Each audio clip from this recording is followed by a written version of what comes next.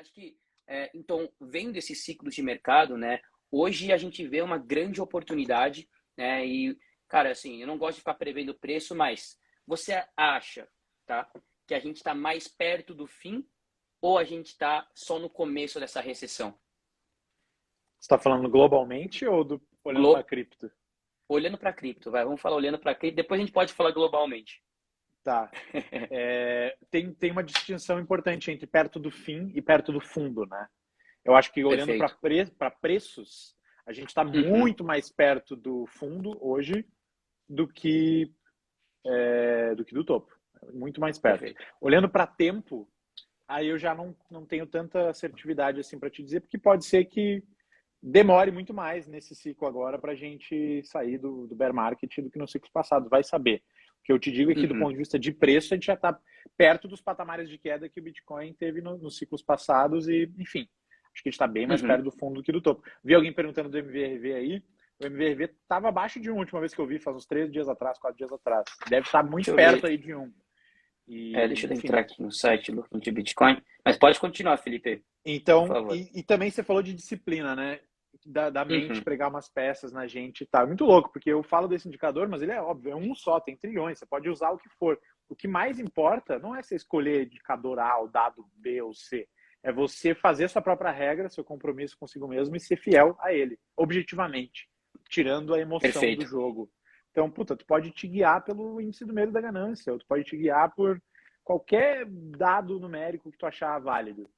Mas lembre-se Perfeito. de a hora que o dado falar contigo, puta, aí tu escuta, né, bicho? Porque é lógico que Com certeza. quando o MVRV tá acima de 3,5, é a hora que tá todo mundo falando de Bitcoin, todo mundo achando que vai valer 1 milhão amanhã. É a hora mais difícil de Uhum, vender. Mas se você tiver essa disciplina, cara, e conseguir conversar com as suas ferramentas, né, e manter esse uhum, compromisso com o seu método, qualquer que seja o método, vai dar muito bom no uhum, longo prazo. Então estude, conheça alguns indicadores, algumas ferramentas, forme aí o seu quiver, né, o seu arsenal e mantenha-se uhum. fiel a ele. Isso é muito mais importante do que a escolha em si que você quiser. Respondendo a sua pergunta, então, Perfeito. resumidamente, acho que estamos mais perto do Sim, fundo do ponto de vista de preço, mas do ponto de vista de tempo é muito difícil dizer. Acho que a gente está aí pela metade do perfeito. caminho, já passou da metade do bear Uhum. market, mas isso é achismo meu. Não, com certeza. Acho que até, né, faz sentido e esse negócio de você não conseguir determinar o tempo faz muito sentido também, porque a gente não sabe, já relacionando com o mercado global, né, tudo que está acontecendo no cenário macro, a gente não sabe para onde que até onde que vai realmente uma recessão, a gente não sabe até onde realmente as coisas vão começar a azedar mais ainda na Europa, por exemplo, né? A Alemanha aí tá ferrada, né? A inflação batendo nas alturas, Putin aí segurando ainda mais a parte de energia e a Alemanha é 100% dependente de energia externa. Então, todos esses cenários macroeconômicos acabam dando incerteza para todo o mercado, né? O mercado global como um todo. E cripto, como um mercado de renda variável, acaba sofrendo do mesmo tanto. Só que ele sofre mais ainda, porque é muito mais volátil do que o mercado de renda variável de ações, por exemplo. Né? E só falando aqui, eu mandei o link aí, pessoal, do Look into Bitcoin, que é o site onde eu utilizo aí para ver o MVRV. O site, inclusive, do Paradigma também oferece, né, o MVRV para ver um indicador, mas para quem é pró. Mas o site aqui é de graça para vocês darem uma olhada e vocês vendo aqui o MVRV Score, ele está em 0,15, né? Nessa linha verde ainda, que é uma linha muito interessante para compra de Bitcoin nesse momento que a gente está. E compra de Bitcoin, por favor, Felipe. Quanto que tá que você falou? O Z-Score, ele está em 0,15. Boa. Só um adendo aí pro pessoal, o Z-score não é o MVRV, é uma medida do desvio padrão no Aham, MVRV. desvio padrão. Mas sim, ele, Mas ele o é M... mais. Ele é mais é como se fosse um oscilômetro do próprio MVRV. Ele é mais sensível ainda que Aham. o próprio MVRV. E o MVRV puro está em 0,96. Ou Aí, seja, esse está aí. abaixo de 1 também. Tá Né? abaixo de Então, um. continua exatamente. Então, é muito interessante esse momento que a gente está vivendo agora, pessoal. Realmente é um momento que eu falo para as pessoas que se você é o cara que começou esse ano, se considere uma pessoa sortuda. Porque você já começou assim, cara, com caos acontecendo, né? Com caos acontecendo no mercado global. Então, você realmente está começando no pior momento e no melhor momento, né? Pensando no retorno financeiro que você vai poder ter ao entrar nesse mercado. E, Felipe, uma coisa que as pessoas divergem muito nesse ponto, E eu quero saber a sua opinião, depois eu posso dar a minha, mas nesse momento que a gente está, você acha que é o momento de comprar altcoins, além de Bitcoin?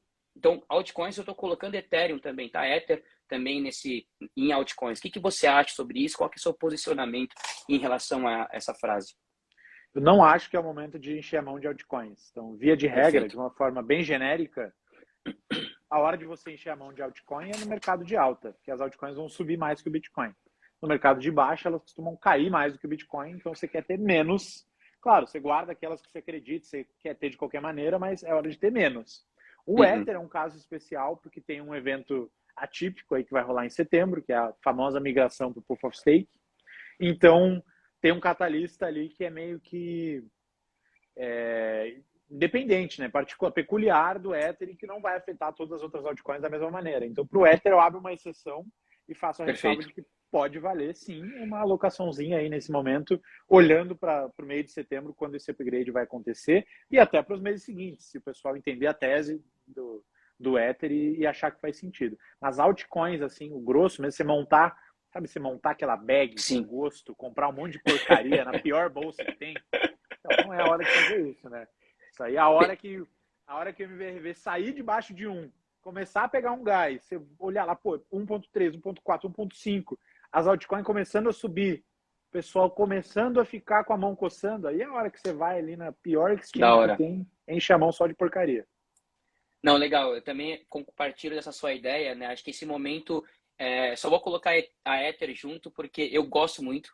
Minha tese, ela vai muito em relação à infraestrutura, né? Então, eu gosto muito de ativos que ofereçam infraestrutura para a construção de todo esse mundo descentralizado e de apps que existem hoje. E a gente sabe que a Ethereum, a rede da Ethereum hoje, ela é a casa de maioria das aplicações, é a casa que mais tem volume locado dentro da rede, que mais tem realmente iniciativas de venture capitals e influxo de capital para dentro. Então, realmente é uma rede e também, consequentemente, um token, né? Chamando Ether de criptomoeda token, é o token que eu gosto muito e estou aportando na mesma quantidade de Bitcoin. Mas as outras altcoins, né, cara, hoje eu até ouso dizer que a minha carteira ela tá mais pendente a ter mais Ether do que Bitcoin. Boa. Realmente, isso por conta de NFTs, né? E NFTs acaba, eu falo pro pessoal que NFT nada mais é do que Ethereum alavancado, né? Você está alavancado em Ether. Então, se for contar as minhas NFTs, acaba que desbalanceia esse ponto, mas como eu gosto e tenho minha tese em NFTs, um dia a gente pode falar sobre isso também, mas eu tenho minha tese em NFTs, eu gosto bastante disso, então eu vou manter, né? Eu tô correndo esse risco, sabendo do risco. Acho que isso é uma coisa muito importante das pessoas que estão entrando. Vocês sabem do risco que vocês estão tendo ao entrar nesse mercado? Acho que precisa saber, né? Acho não. Tenho certeza Precisa. que você precisa saber do risco. Senão você acaba entrando no mercado, perde dinheiro, depois fala que essa é uma pirâmide, esse mercado é X, Y, Z e acaba se afastando disso. Mas Deixa, voltando deixa eu te aqui, fazer uma pergunta aqui, já que tu tocou no tema dos teus NFTs. Tu perfeito, tem esse meme no mercado de que NFTs são como altcoins com imagens, né? Tipo, de perfeito. que é basicamente um token, mas o pessoal tem um afeto muito maior, se apega aos seus NFTs e transforma isso em parte da sua identidade. É muito mais difícil de largar do que Uhum. você vender uma altcoin. Você trada NFT do tipo assim, puta, tem um Azuki, um Birds ou qualquer coisa, vi que tá caindo, vou vender para tentar comprar mais baixo depois.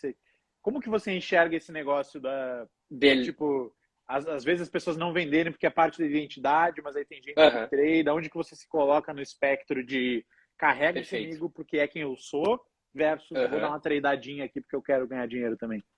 Vamos lá. Hoje eu sou mais do lado de ver valor e ser holder de uma NFT, né? Porque eu tenho toda a minha tese em cima, onde a gente pode falar sobre isso, como eu analiso a parte fundamentalista, né? Quais são os value propositions, ou seja, quais são as propostas de valores que eu tento achar nas coleções e com isso achar uma assimetria, né, entre preço e valor para conseguir entrar mais barato. Mas assim, eu já flipei muito, a gente chama o termo para esse tipo de compras e vendas, assim como tem day trade, swing trade, a gente chama esse mecanismo de compra e venda rápida de flipper, né? De flipar. Então, eu flipo tá? Não tanto quanto eu flipava antes. No mercado de alta, realmente, cara, era bizarro o quanto a gente conseguia flipar e acumular bastante Ether. Então, isso eu sempre falei pro pessoal de usar o mecanismos de compra e venda de NFTs para acumular mais Ethereum. Então, isso é o melhor, cara, o melhor jeito de acumular Ether é flipando NFTs. Mas, assim, o que que eu vejo hoje? Eu não fico mais, cara, caçando whitelists ou caçando alguma oportunidade, um novo projeto para eu poder comprar e depois vender. O que que eu faço? Eu já tenho agora, né, já tenho uma quantidade de Ethereum suficiente para conseguir entrar em projetos que são mais relevantes no mercado. Então, eu estou aqui e falo, pô, essa coleção ela já é consolidada. Então, eu entro no site de dados analíticos, né, na qual eu pago, e existem outros frees que eu mando aí para a comunidade, para eles também ficarem de olho na movimentação de preço, né? Então, eu entro no site, vejo que a gente está realmente tendo.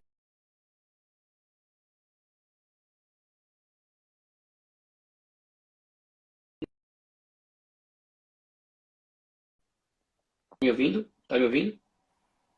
Deu só uma Tá me ouvindo? travadinha, mas estou te ouvindo. Não, beleza. Aqui Você estava apareceu o falando, negócio de. Apareceu o negócio de limite de uso do Instagram, que eu coloco aí para não ficar muito tempo no Instagram. Boa. É bom, viu, pessoal? Para vocês desconectarem um pouco das redes.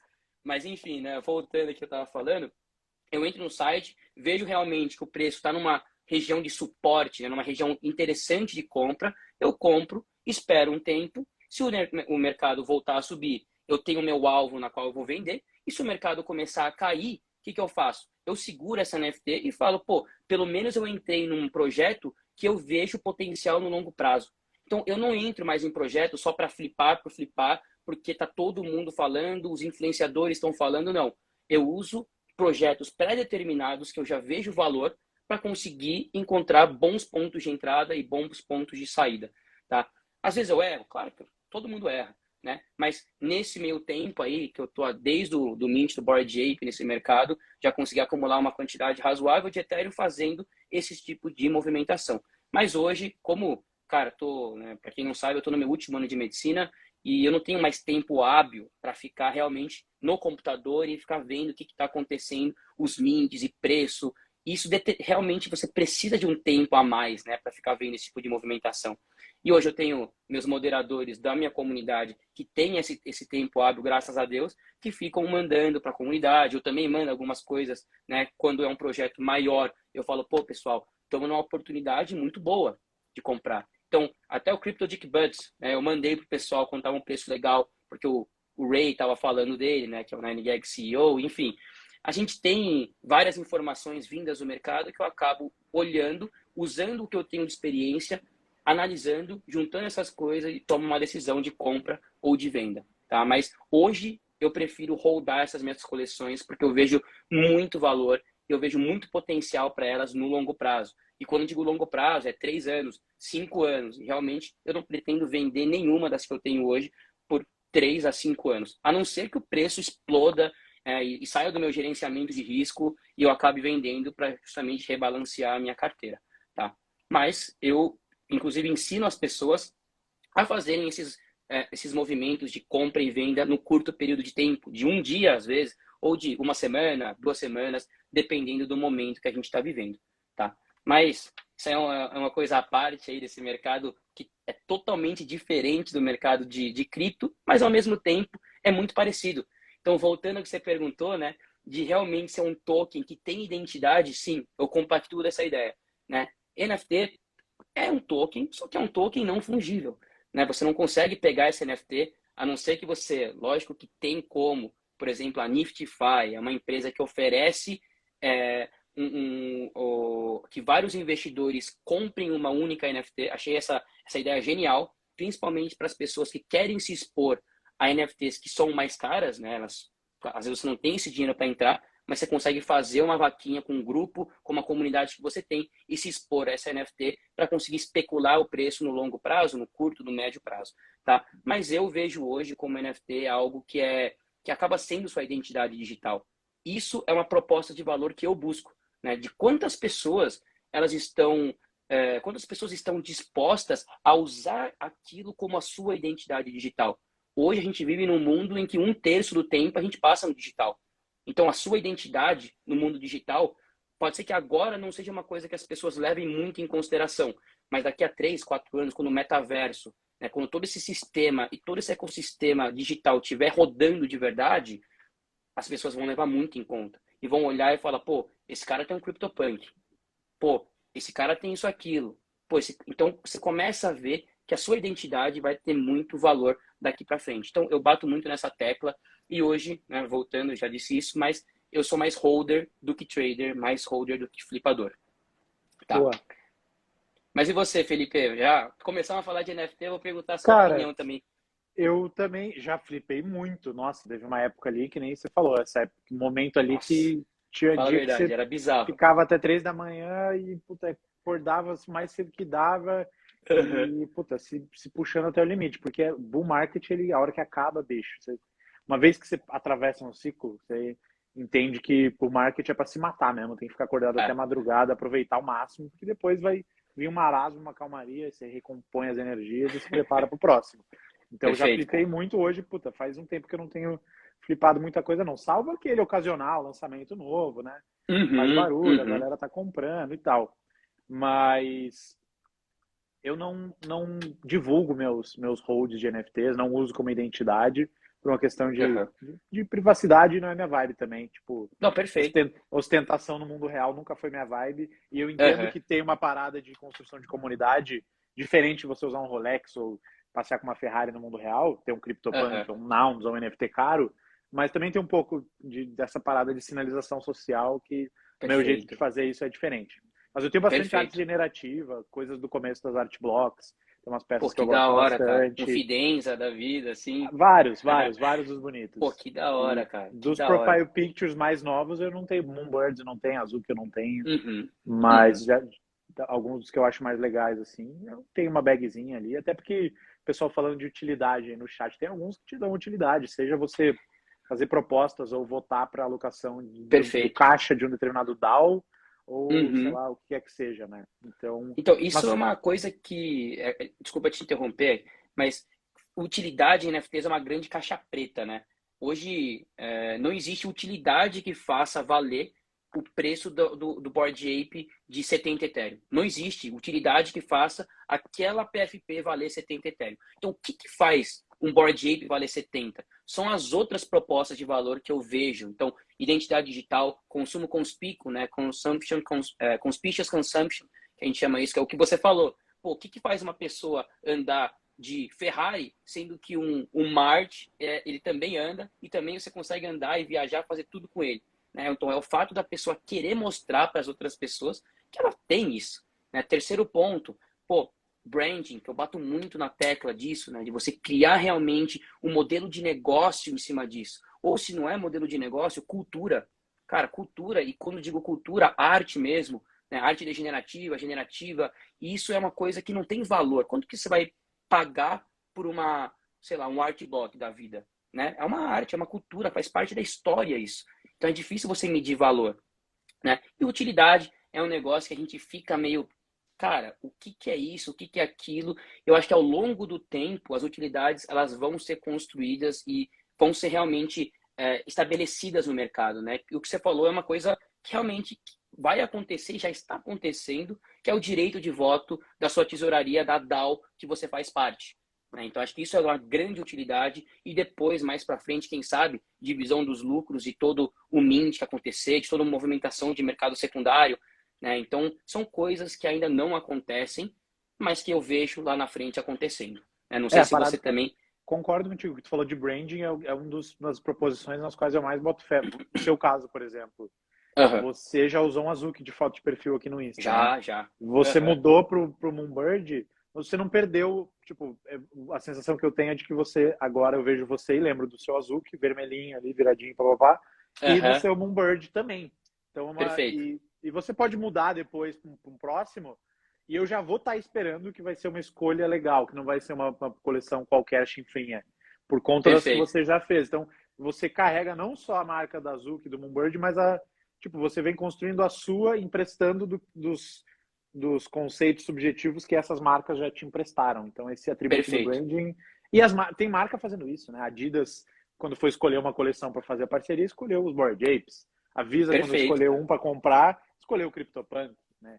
E Perfeito. óbvio que não tem nada que justifique, nada concreto que justifique você pagar Uhum. $100.000 numa foto do macaco. Mas a parada da utilidade, do voto da tesouraria e tal, o modelo que eu gosto é o da Nouns, que também está bem em voga agora. Já está sendo copiado à torta e à direita, daqui a pouco a gente vai descobrir outros mais legais. Mas o modelo da Sim, Nouns DAO, que é uma máquina perfeito, de cara. vender um NFT por dia, e aí todo o dinheiro das vendas desses NFTs vai para uma conta na Ethereum, e todo mundo que tem um NFT tem um direito de voto sobre como gastar esse dinheiro, né? O dinheiro de todo Perfeito. mundo.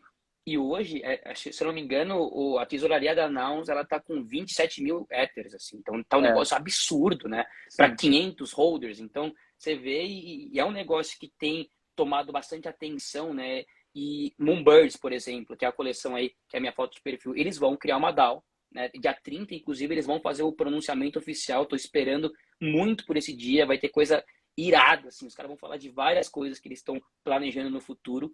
Então vai ser bem interessante o que eles vão falar, tá? Mas, Ou seja, cara, é para comprar Moonbirds até o dia 30, então.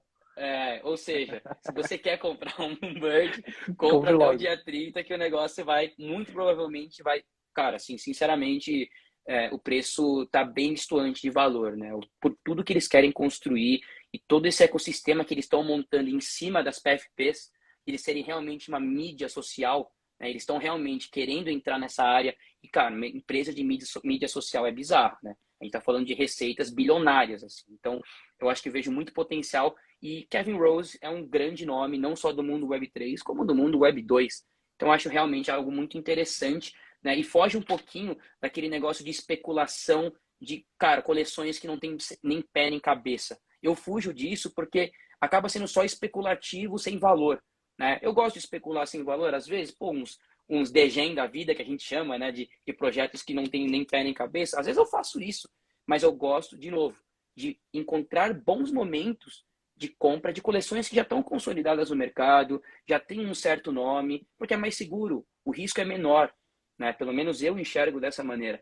Então, cara, realmente esse mercado de NFTs, a gente acabou mudando o tema, mas foi bem da hora. As pessoas que estão assistindo a gente aí, é uma visão bem diferente da visão que as pessoas acho que falam sobre NFTs, de só, não, compra porque é uma PFP, compra porque é uma figurinha e você pode ganhar milhões com isso. É muito mais do que isso.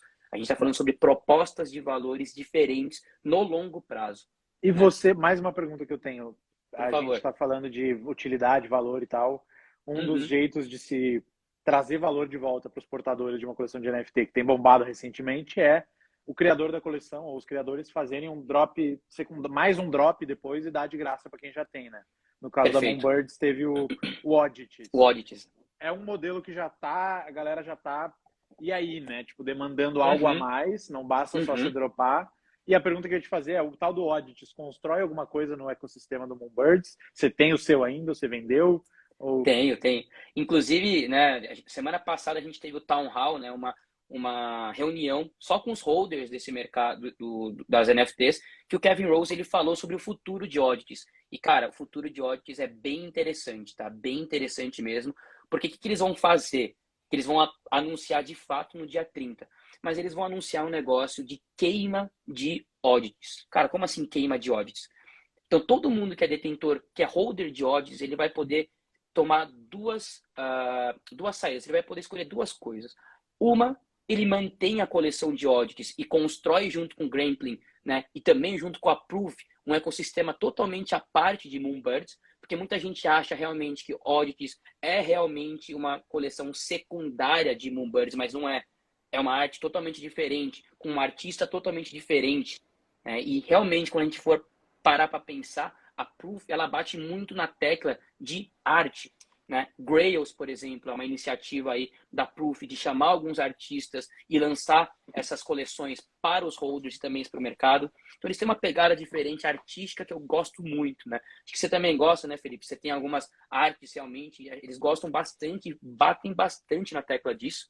Então é você construir a comunidade de audits aqui. Só que você também vai poder queimar seu audits e fazer parte do Moonbirds 2, que a gente não sabe o nome ainda, mas eles vão fazer tipo aquela pegada da Serum, né, do Mutante, de você usar o Serum e a partir disso você criar uma nova NFT. Só que qual que é a grande sacada que eu vi, que é da hora que o Kevin Rose, né, o Justin Metzl estão fazendo com isso? Cara, queimando, você vai transformar o ativo em algo deflacionário.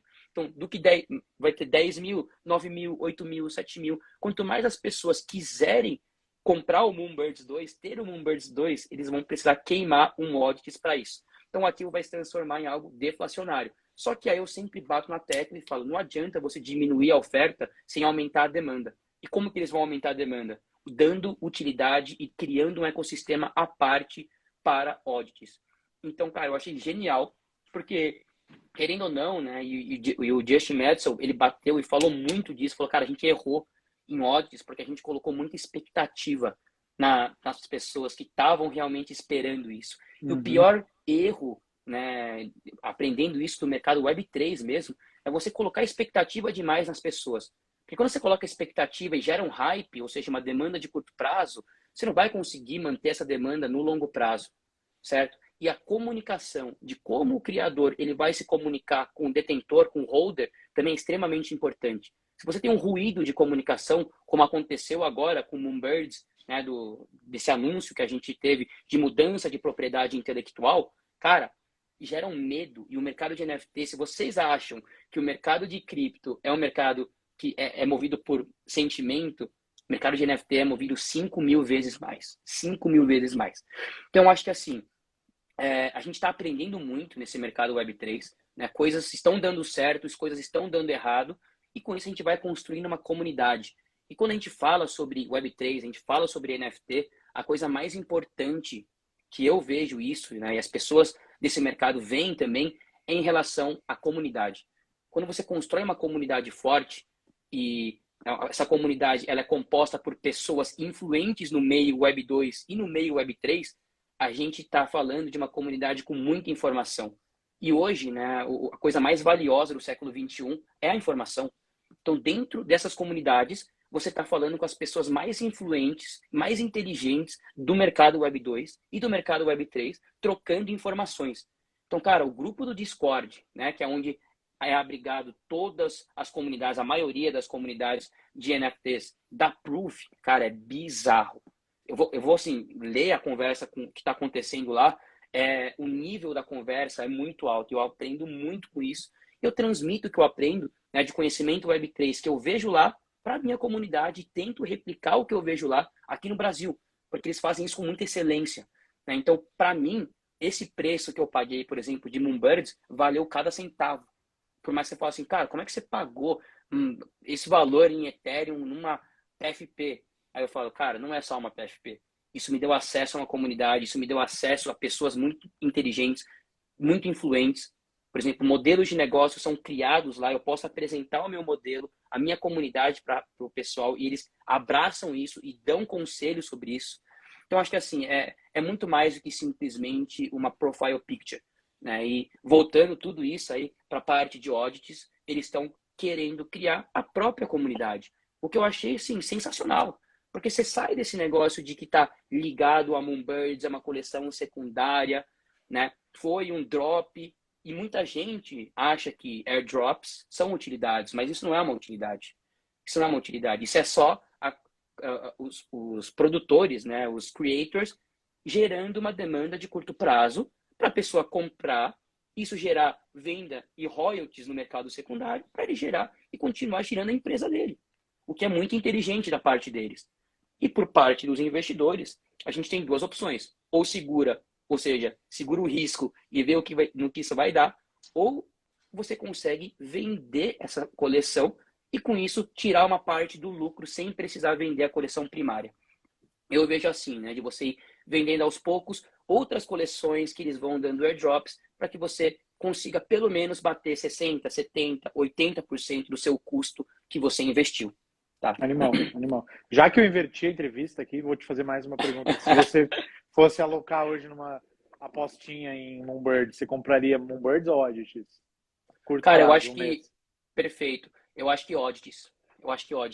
Até por conta do risco, né? A gente está falando de 1.4 Ethers para 20 Ethers, de 14 Ethers, 13, não sei nem quanto que o Moonbird está, mas está nessa casa, 13. Então você vai estar arriscando menos para uma utilidade que vai beneficiar tanto Moonbirds quanto Oddities. Então eu vejo realmente uma questão de risco-retorno a pessoa comprar um odds do que o Moonbirds. Legal. Mas por conta do financeiro mesmo, né? Sim. As pessoas não querem gastar não, mas arriscar uma quantidade gigantesca de Ether numa algo que todo mundo acha especulativo. E eu concordo e respeito essa opinião. Sim. Então, a melhor opção realmente é você entrar em odds e se surpreender, porque o Proof realmente surpreende a todos, assim, a cada dia, até a mudança de propriedade intelectual.